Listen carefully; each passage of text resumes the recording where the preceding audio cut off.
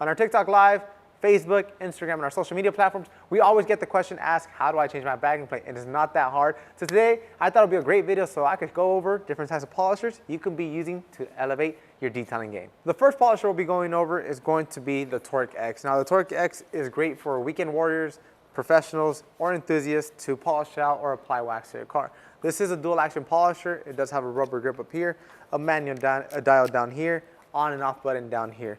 If you guys want to see a full how-to video on how to use this polisher, check out the link down below.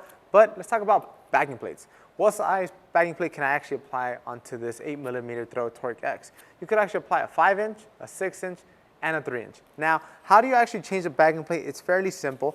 Look, this is a perfect example for you guys. So I'm gonna put the cord over here, and I want you guys to look closely right here. So there's basically this opening at the bottom of this polisher, but you guys can see the counterweight is actually in the way. So all I'm gonna do is walk over there, turn the polisher on, so the counterweight can move out of the way, and then we'll remove it. So I just walked over to the outlet, turned the polisher on, and now the counterweight is out of the way. And now I could put my wrench inside. Now this wrench does come with every Torq polisher. All you need to do is simply go in between this hole right here. Now you guys can look closely. The hole is completely clear. You get your wrench, you stick it in, and then you start turning the backing plate, and then you'll start feeling that it finally hooks on. And once it hooks on, it's gonna come off just by twisting it to the left. Got it. And then the backing plate will come off. Now, one key thing and pro tip for you guys, this washer, make sure you keep it onto your backing plate, and whenever you do get a new backing plate, such as if you go with a 3-inch, remove this little rubber seal and leave the washer back inside. Now, how do you use it, or how do you put it back on? It's fairly simple. You're gonna put your wrench, but I want you guys to come up close so you guys can see the internal piece of this Torq X. This is the counterweight. This is where the wrench goes. All you want to do is reattach the wrench back in place. Once it's reattached, you grab your desired backing plate. In this occasion, I'm using a 3-inch backing plate. The washer still included, so I'll go to it and just twist it back on.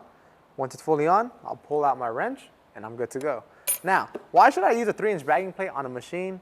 It all depends on the intricate areas you're actually working on. So, fun fact, here at Chemical Guys, we get all sorts of different cars, whether it's BMWs, Mercedes, Hondas, Ford, the list goes on. Every single car is completely different, so I always recommend using a smaller backing plate on like B-pillars or anywhere where sensitive areas, so you can take a little bit extra more time compared to obviously a 6-inch backing plate or even a 5-inch backing plate using on bigger panels.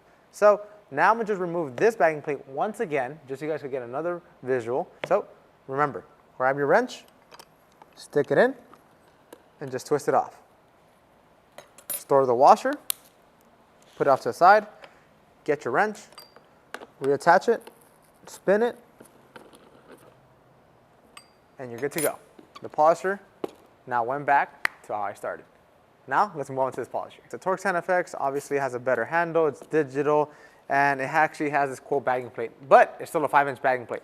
You want to follow the same exact directions as we did on the Torq X. You grab your wrench, you stick it in. After you stick in your wrench and it's completely in there, all you do is twist off the backing plate.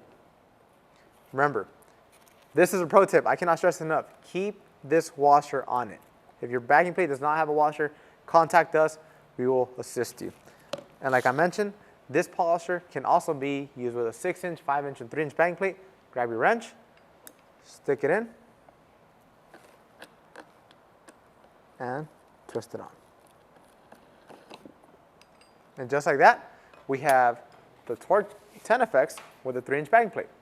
Same exact scenarios. If you have intricate areas, you could use a 3-inch backing plate for like headlights, B-pillars, and so much more. But now we'll be talking about the last polisher, which is going to be the 15DA. Now the 15DA, if you do have this in your Chemical Guys arsenal, you will not be getting one of these in your box. You will actually be getting an Allen key. Now this Allen key is fairly simple. You cannot basically apply it anywhere else around your polisher except at the bottom of your backing plate. Now if you look closely, At the bottom of your backing plate, all it has is this screw. All you need to do is grab your, or flip it upside down, grab your Allen key, and you'll twist it to the left. After you twist it to the left, the backing plate is going to become loose, but be sure to order the correct backing plate for this polisher, because this polisher off to the right obviously is a different backing plate compared to the 15DA. Now the 15DA can only go to a 6-inch backing plate. You can find all of those backing plates in the link down below. Compared to these two polishers over here, you could go 3-inch, 5-inch, and 6-inch. And if you find a 4-inch backing plate, you can also apply that as well. Now, you guys can see the screw is fully off. Now, if you guys come up close, the backing plate is also off. But this backing plate actually has only one way on how to actually apply it. I want you guys to come close. So this backing plate, it's fairly simple to apply. There's no way to mess it up. I can't put it sideways. If I twist it, you guys can see it's up and sideways. I'm gonna put it sideways. I'm gonna stick it right on.